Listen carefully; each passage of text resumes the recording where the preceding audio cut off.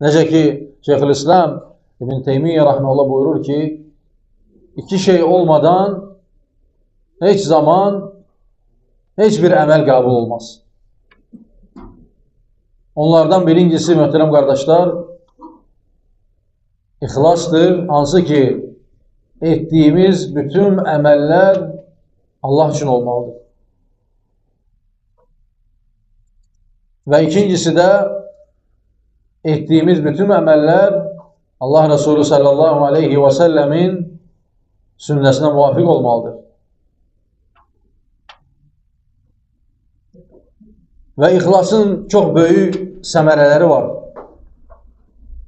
Onlardan birincisi,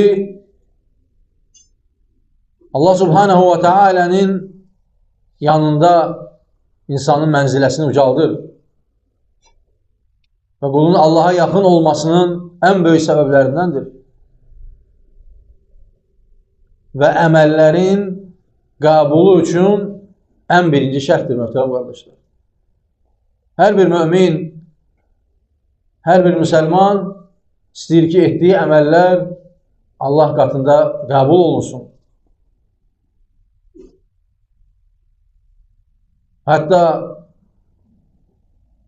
sahabələr deyərdilər ki, bilsəydik ki, hansısa əməlimiz qəbul olub, Allaha qovuşmaq istəyərdik.